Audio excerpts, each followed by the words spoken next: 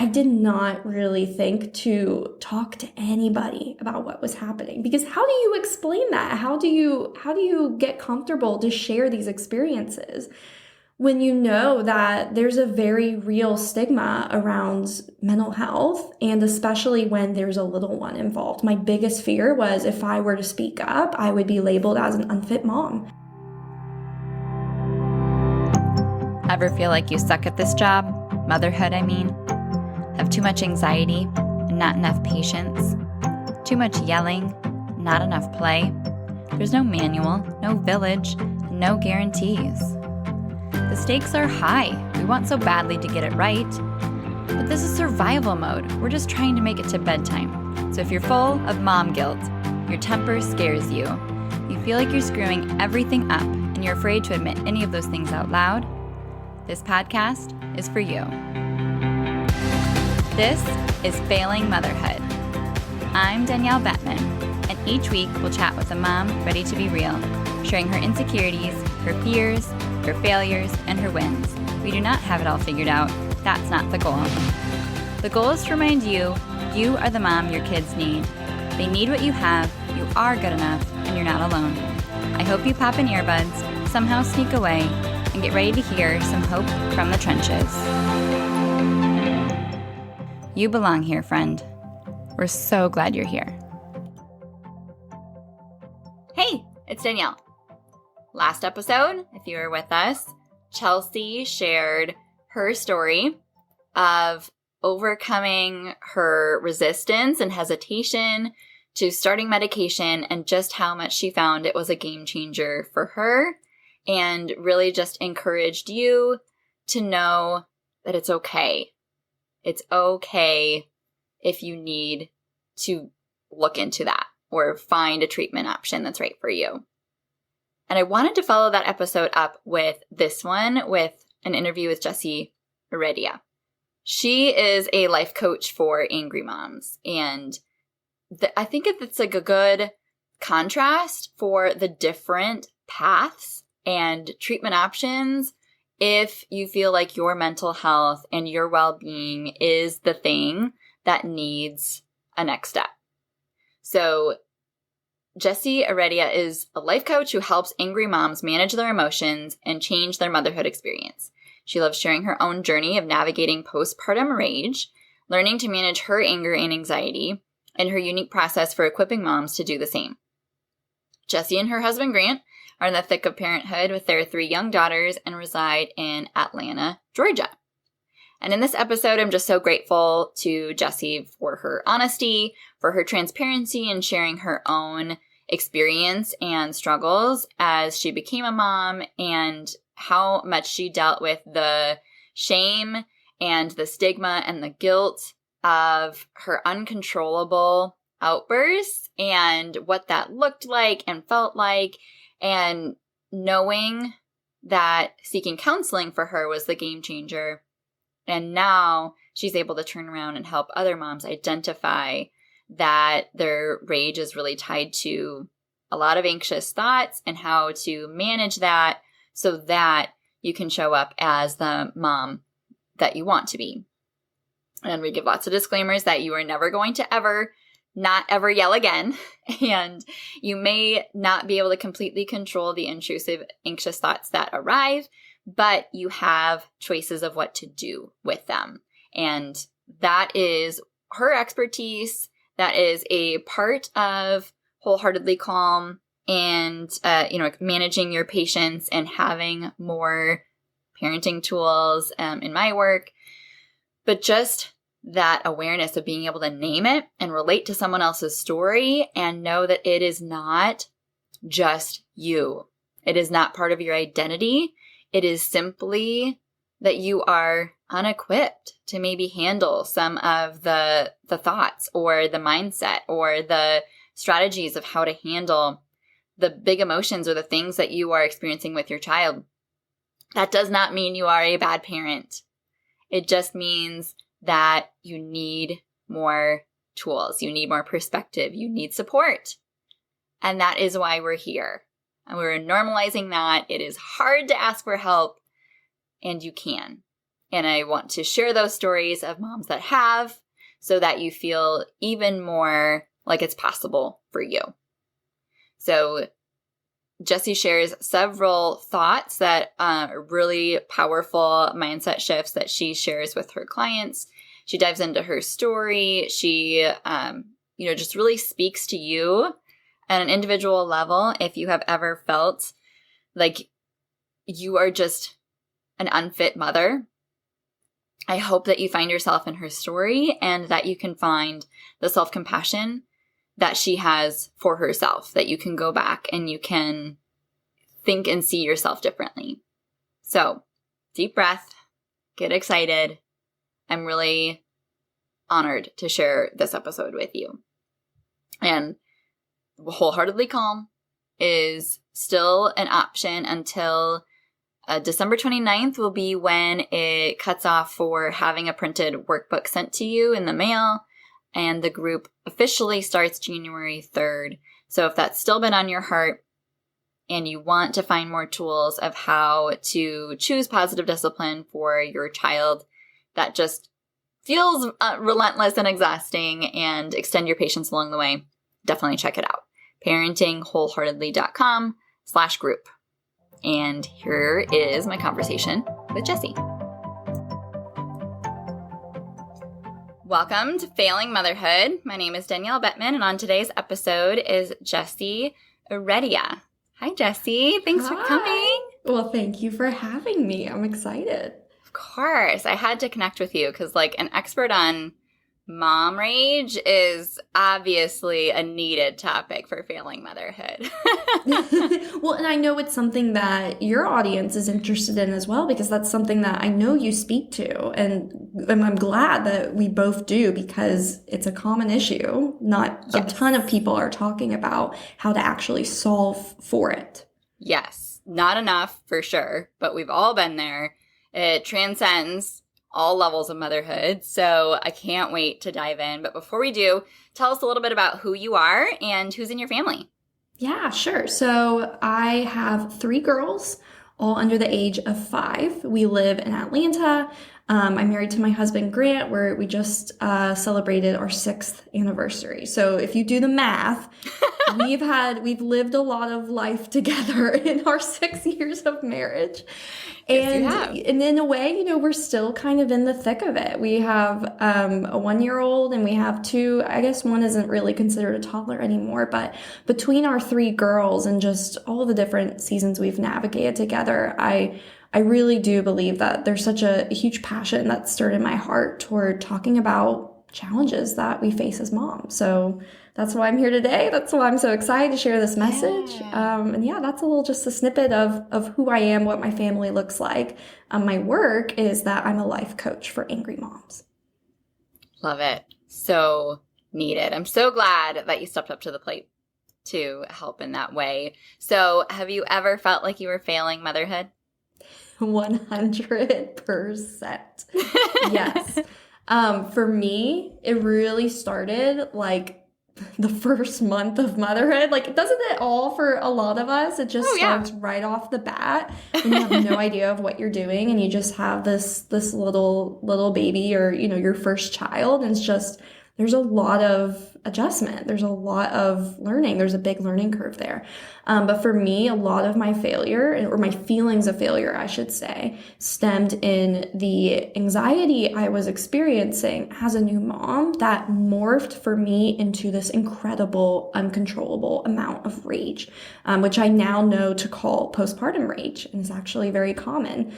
And is not quite diagnosed very prevalently, but I know so many moms around the world are struggling with it. So yes, I've definitely felt like I have been failing as a mom, but goodness gracious, we don't have to stay there. That's great news. Yes. So prior to your own experience of becoming a mom, were you familiar with postpartum depression, postpartum anxiety, postpartum rage? Did you know that this could even be a thing? Yeah, postpartum depression and postpartum anxiety were both words and phrases that I had heard and I had become somewhat familiar with. And even, I think a lot of us I don't know. Maybe I'm not sure of how many, but I know for me and for my friends and women I've talked to, a lot of us it's almost like we're hunkering down when we first become moms in anticipation of what if I'm one of those women? What if I'm the one who then suffers from postpartum depression? What if I'm going to have postpartum anxiety? And there's no shame if that is your reality, but it is interesting that a lot of just us, from what I've heard in conversation, it's that we almost are expecting it and we're a little bit afraid of it. And I wish that there wasn't such a fear and a stigma around it. Because again, it is so common. But as far as postpartum rage, I had never heard that phrase before. It really took like a bit of a Google search to even begin to be acquainted with what it was. And it really was just because I was experiencing these odd symptoms as a mom that I couldn't pinpoint as depression. I didn't know to quite pinpoint it as anxiety. I do know now that my rage was an offshoot of postpartum anxiety. But again, I didn't know. Thankfully, there's a lot more research out now. There's a lot more studies and articles and all the things about postpartum rage. But at the time, no, I had no clue what was going on. I just knew that I felt crazy and that I was experiencing a lot of rage and lashing out and yelling to a degree that I did not ever anticipate. Yeah. And so for moms who might resonate either looking back and thinking, oh, that I wonder if that was what was going on with me, or are in the thick of it right now, what are just some of those signs of what it looked like for you? Yeah, I think that every mom can experience postpartum rage in a different way or from different triggers. I know for me, it was a lot of yelling, a lot of screaming, a lot of feeling like there was an anger just rising up inside of me that I didn't feel like I had any control over. And it would be over very small things. Forgetting the diaper bag. My husband saying something, just a little bit smart alecky, and just all of a sudden I'm like flying off the handle, and it just felt like something was off.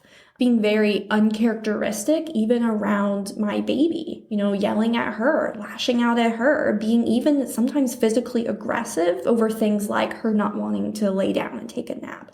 Things that we as moms can often have anxiety around. But for me, especially, and for moms who may be experiencing postpartum rage, that anxiety morphs into a type of rage or just a type of anger that can't quite be controlled or just doesn't feel quite normal. I know that for some moms experiencing postpartum rage, it's not so much toward their child that's directed, but maybe just towards their partner. And it can come out in the same ways of like yelling, screaming, aggression, or sometimes it's just a simmering anger and resentment beneath the surface. Maybe you're not quite reacting physically, but in your body, you're feeling it, in your emotions, you're feeling it. And it's a heavy force. It feels heavy. So how did that play out? What was kind of the timeline? Did you end up getting a diagnosis or help, or just kind of take us along that ride? Yeah, so for me, it began almost immediately after my first daughter was born back in 2016.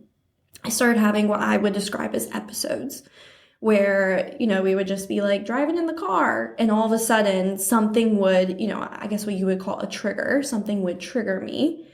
And I would just all of a sudden just start being very odd in behavior, banging on the door, throwing my phone at the window, doing things, yelling, screaming, just feeling very almost like primal, very animalistic almost. Other triggers, for me would be if naps were being a struggle, if my daughter wasn't wanting to sleep or in the middle of the night even, I know that's a really big one for a lot of us moms. For me, I did not really think to talk to anybody about what was happening, because how do you explain that? How do you get comfortable to share these experiences when you know that there's a very real stigma around mental health, and especially when there's a little one involved? My biggest fear was if I were to speak up, I would be labeled as an unfit mom, and my whole life could be rocked. And I could be like, this could really damage my ability to function and be a mom. And I knew that I was safe enough as a mom to not need immediate support. But unfortunately, I used that knowledge against myself to stay really hidden and silent for a long time. So postpartum rage for me, it continued on throughout my first year of parenthood. And when my first was a year old, I became pregnant again. And so then it just continued on, especially with all the fluctuating hormones, that we experience in pregnancy. Then I had my second, it continued on, and it wasn't an everyday reality, but every week there was something new, something big. There was heightened emotions. And then it was finally after the birth of my second daughter, shortly after, that I was like, you know what? I don't want to struggle silently anymore. I really do wonder if there's help for me, if there's hope for me. And that's when I began pursuing counseling. That was a tremendously valuable first step. And really, like, one of my biggest regrets was that I didn't do it sooner. Why didn't I pursue it sooner? But again, it was just the fear and the stigma. Once I did pursue counseling, that was when I was really formally introduced to postpartum rage. Now, postpartum rage is not in any medical book, so it can't officially be diagnosed in the same way that you would diagnose postpartum depression. And yet, postpartum rage is becoming more talked about, more prevalent in studies, and I wouldn't be surprised if it does eventually make its way into the medical, whatever it is, the type of book that they use to give diagnoses. When you were working with a psychologist. Okay. Yeah. And that those fears are real. That is valid. That is expected. Like, of course you're going to prioritize having your kids in your home and, perceive it as a threat to that asking for help could diminish that or threaten that. And that's the reality. And, that's scary. And there's enough stigma still with mental health in general that even if that wasn't the case, asking for help is not easy. There's years and years of conditioning up against our ability, to overcome that in the moment when we are self-destructive or just like in a really, really bad headspace. It's so hard that in the moments that you need to step up for yourself the most, you're, your own worst enemy. But I'm sure that you had thoughts of like that this isn't something like you're alone. Like you're the only one struggling in this way and you're a bad parent. Like you're just not cut out for this. Did you have thoughts like that? Oh, absolutely. I still have journal after journal just filled with entries of you're the worst mom. You're a monster. You don't deserve to be a mom. You don't deserve to be married. You are a terrible wife. All of the things. And what I love to point out to my clients when this is their struggle too as well, it's the rage, it's the anxiety, it's that even though it feels so true to say those things, in a way, we're only emphasizing and adding on to the fear and the pressure that then turns into anxiety, that then turns into rage. And so even though it's so easy to want to shame yourself and to pile on that guilt, it only works against you. It perpetuates the unhealthy patterns. It perpetuates the struggle. So yeah, I definitely had those feelings. I had those thoughts. I wrote them out. I prayed them out. Really, it was hard. It was lonely. On the other side of it, I can see like how much I want to go back and just like hug that Jessie and just tell her, you're not failing as a mom. You are unequipped right now to manage your anxiety and you can totally get there. You just need some support. You need some tools. You need to develop those skills. That's the only thing that was missing. That's so powerful to be able to look back and, give that self-compassion to yourself. But yeah, the regret is always, I wish I could have done that sooner, or why did I wait? What didn't I realize? But I think a lot of it is just having the words for it. It's hearing someone else's story that you can resonate with, realizing that this is not unique to you. You're part of something much bigger, and there's so much hope with that. So what are some of the things that you realized as you began counseling? Yeah. Well, when I was working with a counselor, one of the biggest, perspective shifts that I gained was this is not anything about your identity. This is just totally about what's going on in your mind, and there's an anxiety piece that we need to be looking at together. That was huge because, again, we can take on so easily this label of bad mom. Yep. You're a terrible mom, bad partner, whatever. But that only distracts you from the reality of, no, like there's things going on in your mind, mentally, emotionally, chemically, that we need to look at. And that like there are solutions, there are ways that you can start to rewire those things, so to speak. So that was a huge just perspective shift for me when I first began counseling. It was just normalizing the fact that there are things going on in my mind and my brain that I'm just not yet aware of. Gaining that awareness was huge for me. But after that, really a lot of my journey was just learning everything I can about, okay, so how does anxiety and rage interconnect? How does anxiety then turn into this uncontrollable yelling and screaming and wanting to lash out? What's going on there? And if it really is coming from the anxiety piece, then how do you solve for that? Yeah. I had really big high hopes that there was something so practical and tangible here that could be done. And I'm so glad that I really stuck to the belief that I wasn't just uncurable, that I wasn't just broken, but that really, truly there are actual solutions. And what I found over time is that when I tackle my anxious thoughts, whether it's around, I never get to be alone, my child's behavior means something about me as a mom. My partner, he doesn't really love me. He doesn't care because if he did, then he would do X, Y, Z, whatever those anxious thoughts or whatever those fears or those lies were. Once I learned how to really settle in on this idea of, one, they're just thoughts. You get to choose whether you believe them. They're totally optional. They're just thoughts. They're not truth per se. You have to work to really see what's the truth, what's the full-sided truth. So that was, number one, a big thing. But also number two, how do you begin to change that thinking? How do you go from anxious thinking to a thinking that's a little bit more neutral even? And I would even go so far as to say empowered.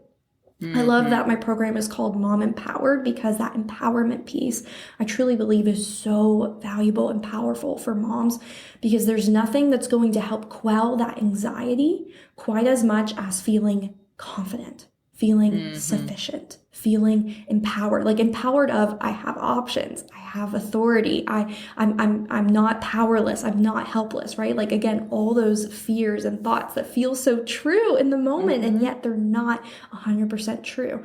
Once I learned that there was a connection between empowerment and being able to start to calm that anxiety, all of my focus then went toward, okay, how do I help myself feel more empowered? Because when you're in an empowered place and those anxious thoughts don't feel quite as loud or quite as true anymore, then your brain doesn't feel the need to go into fight or flight mode or to go into this place of strong, harsh, reactionary aggression. It doesn't feel the need to defend or protect you, so to speak, because really that's all that's happening. When your rage is coming out, it's not because you're just this rage-filled person, it's because you're an anxiety-filled woman.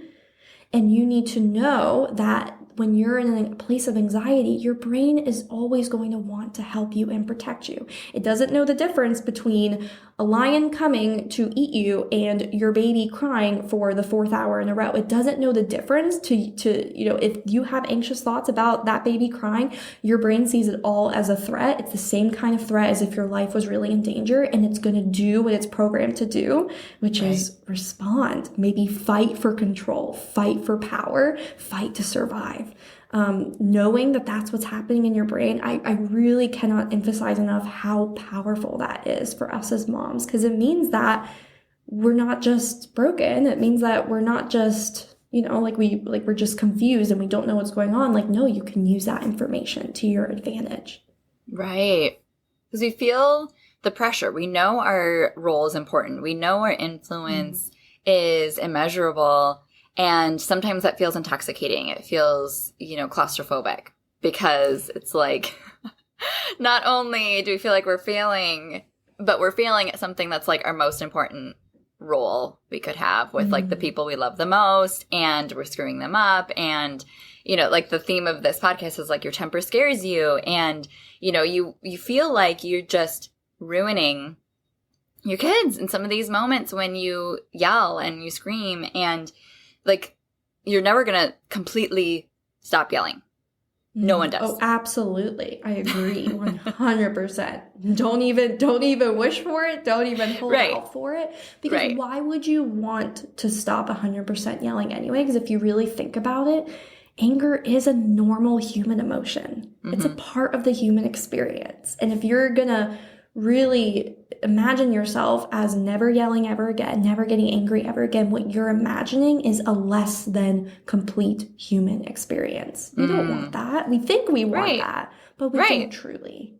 Right. Yeah, because you need to be authentic. You need to be vulnerable and transparent and apologetic and, modeling healthy conflict for your kids. And that requires disagreeing. That requires, having to hold firm to a boundary or whatever, that looks like in the day-to-day life. But when you feel so consumed with helplessness, hopelessness, and just like the sheer overwhelm of, I don't know what I'm doing, I feel out of control, then you, like, any strategies that you're trying to pick up on Instagram of like how to handle a meltdown are just not even accessible. Just going right over your head. Yeah. Do not when stick. You're out the other because your brain literally cannot comprehend it in the heat of a moment. Right. Yeah. So, and then you beat yourself up for that because it's like, well, surely I should be able to learn what so-and-so said in that one post I read once. Yeah, definitely. And that's not how it works. It's so much deeper. And that was one thing where I did home visiting prior to having kids. And, I knew all the textbooks of child development and, connected them with developmental screenings and resources and all these things. And so I did not realize until having a parent, one, just how complex, how much a parent's mental health and well-being influences their ability to parent. That's not in the textbook for at least classroom work. And then the other piece of it was I didn't realize until I became an entrepreneur how key mindset is to everything in life. And then when I started applying that to parenting and, what Brene Brown says is like the story you're telling yourself. The story you're telling yourself in every single moment with your kids is either helping or hurting. It's either, causing you to come back to and regulate yourself, or it is physically pouring fuel on a burning fire. And I think that's really what you started talking about was like some of those anxious thoughts that are trying to protect you genuinely make it worse. Yeah. So talk more about that. Yeah, I agree 100%. Like genuinely, it does not serve you to feed and fuel those anxious thoughts. I also do just want to normalize for a minute that we all have anxious thoughts. We all do. I would even go so far as to say a lot of them are intrusive anxious thoughts. And I think intrusive thoughts is another big hot phrase that comes with a lot of stigma and fear and anxiety, but every human on the planet experiences intrusive thoughts to some degree that vary in type, they vary in severity. But again, they all are unwanted. They're a little bit automatic. They just happen without you purposefully looking for them or inviting them in.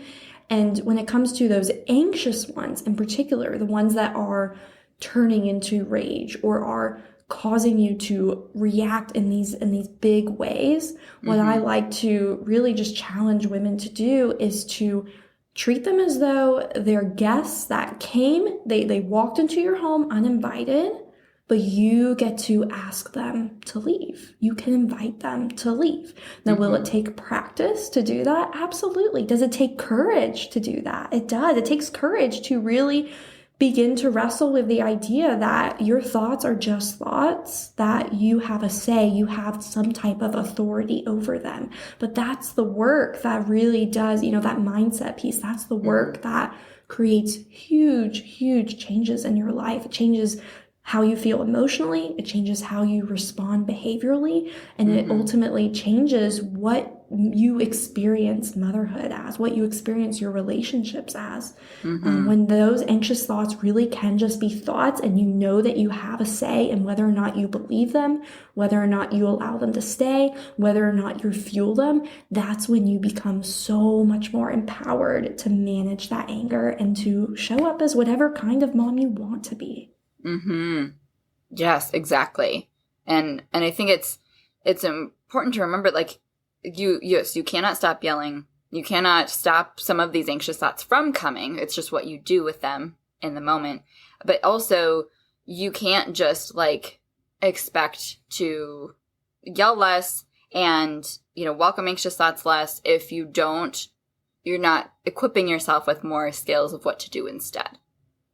I think that we just think that, well, if I just, really stick to it, or, make myself be more intentional, surely I can figure this out. And the biggest thing that I see in some of my work with clients is when we finally identify these are some of the thoughts you're having about this meltdown or about this behavior, and the way that you're explaining it that is pouring fuel on the fire, what are you going to think instead?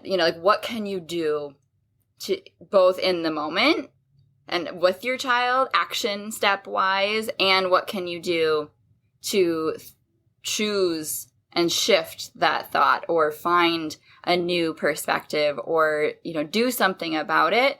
That's a critical piece that, is a part of your work and a part of my work that I think is important to reinforce, because you don't just, oh, light bulb, yay, it's fixed. If only it were that easy. Yes. So what do you find as some of your top overall shifts in thinking that you find have a lot of ROI that come up a lot in your work? Yeah. There's a few that come to mind. I think one of the most powerful thoughts that women benefit from clinging to is the thought that they have options.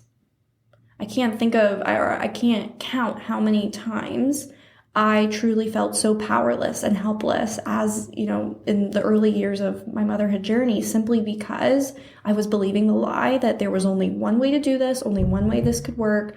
I had no other options. And every time I challenged those thoughts, I always found new options. I always found creative solutions that if only I had looked for them sooner or believed they were there sooner, I maybe could have saved myself a lot of pain and anxiety and struggle. So I have options is a really big one. Again, like when you think about it, how much more empowered do you feel when that is your belief? It's incredible. I think another one, and this one's more so, I guess you could apply it to both kids and your partner, but I think especially with your partner, like whether in a relationship or in your marriage, the thought of this has everything to do with them and nothing to do with me can be very, very humbling and compassion stirring. Like it almost like brings out a desire to better understand what's actually happening for your partner. In the same way that we might have a multitude of stuff going on when we lash out or when we say something critical, like we have to allow our partners to be complex human beings who are very much the same. So keeping yourself in check of like, I know you want to take this personally, but this has way more to do with what's going on in him than anything about what he's actually saying or what you're perceiving. That only begs the question of, are you willing to investigate? Are you willing to seek a better understanding? And sometimes even just that alone, that curiosity and that compassion is enough to quell that quick to rage that sometimes we experience in our relationships. Let me see if I can think of one more. I would think one more powerful mindset shift is choosing to see yourself as someone who isn't broken or isn't failing. How fitting, that we're talking about failure, in motherhood. You're not someone who's failing. You're not someone who's worthless. You're not a monster. You're not unfixable. You're simply a woman experiencing things happening in your body and brain, chemically, mentally, emotionally, that again takes you out of this self-pity, woe is me, nothing helps me, and I'm so alone. It takes you out of that place, that pity and that shame, and takes you into a place of wanting to learn, a place of hope and courage and even a little bit of confidence of, okay, like I don't have to have it all together in order to feel and behave as though I am a good mom. Those feelings and behaviors that most make us great parents come from a place of confidence and security anyway. So the less time you spend shaming yourself or loathing yourself, the more you're going to become the mom you want to be. So if you do mess up, if you do fail, which hello, we all do, forever and ever and ever, like we said, you're never just going to not yell ever again. But every time you do, let that be an opportunity to not beat yourself up, but to gain even more information about what's happening for you mentally and emotionally, and then decide what you want to do with that. That's going to further your journey so much faster than writing entry after entry in your journal. You suck. You're a terrible mom. Because believe me, I tried that. Doesn't work. Doesn't help. You can save them the time and energy. Yeah. Let me save you lots of paper. Yes. That's what we're here to do. We're saving trees. Yeah. So I have to ask you, how are you and your partner still married after 6 years of what you've been through? Lots of grace and love and truly a miracle. I don't know, stubbornness maybe on both of our parts. And that's such a great question to ask though, because in the last year or two, I've been a lot more open and forthcoming about my anger as it relates to my marriage. I've been very open about, I used to be emotionally and sometimes physically abusive to my partner. And again, like there was a rage piece that felt so uncontrollable, and there was a shame and stigma that kept me from wanting to speak up, wanting to seek help. I can't count how many times he's like, we should just go to counseling, or we should talk to our pastor. And I would just immediately shut down because the red flag raised of, but what will they think about my ability to be a wife or a mother? I will be an unfit wife, an unfit mother. And the fear was just so overwhelming. I couldn't even fathom that possibility. But as far as like how we stuck together through it all, it really, truly, it's beyond me. I don't know. There were so many times where it would have made total sense for him to just be like, I'm done. But I'm so thankful that he didn't. I would like to point out that if you are being abusive, or if you are in an abusive relationship, you go ahead and go seek out support and decide, is this a safe relationship for me to remain in? I don't want my story to be like on the pedestal of like, this is what every relationship will be like or can be like, because it's not. I can't speak to every situation. But as far as mine, and as far as a lot of the women I work with, when you can manage your anxiety, you will be surprised to find of what a beautiful, amazing partner you truly always had the capability to be. You just didn't quite have the anxiety and anger management skills to access her. Did that answer your question? Yes. Yeah. I think you spoke to a lot of the realities that just, it's so helpful to hear that perspective of being in it. Cause my marriage has been through ups and downs as well. And we've been together in 18 years now, since high school. And, it's not easy. It is not picture book, picturesque, happily ever after. It takes a lot of stubbornness. It takes a lot of just plain commitment, and it's not pretty sometimes, but it's possible when you do get support, and that was what we needed as well. Absolutely. So, tell listeners more about your platforms and your work and how to connect with you. Yeah, absolutely. So my favorite place to hang out is Instagram. I'm on a little bit of a hot streak with my reels these days. I'm having so much fun coming up with reels. I've had a few go viral in the last month or two. And that has been crazy in and of itself, but also being able to get my message out to more millions and millions of women, like that means the world to me. So feel free to come hang out with me on Instagram, everyone. My handle is at Jessie Ereddia, or you can just type in the search bar life coach for angry moms, and I might be one of the first to pop up.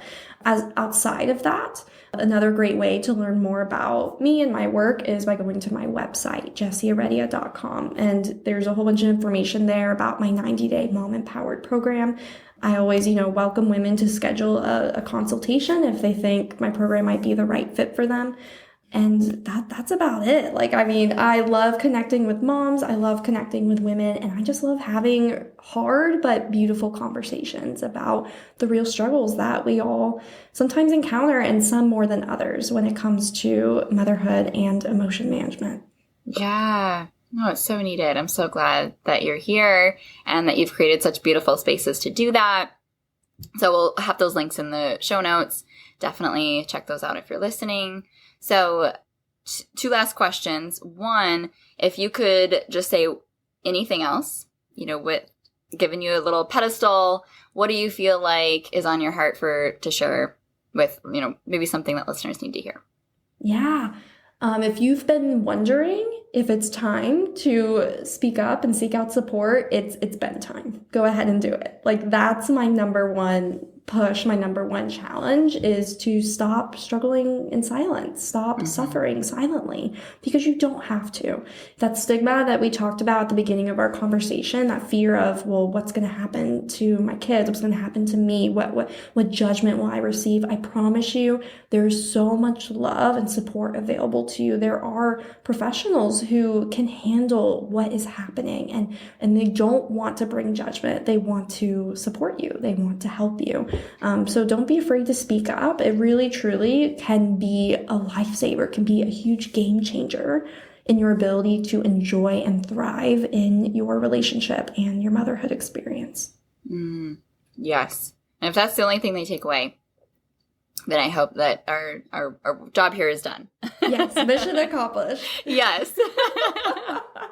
Because I always say the mark of a good parent is that you're worried about things that matter. And that's usually a lot of that anxiety is legit concerns. And, knowing that your kids mean something to you and wanting to do well for them. And, knowing that you're not showing up in the ways that you wish you could or know that you should, or whatever those, expectations were.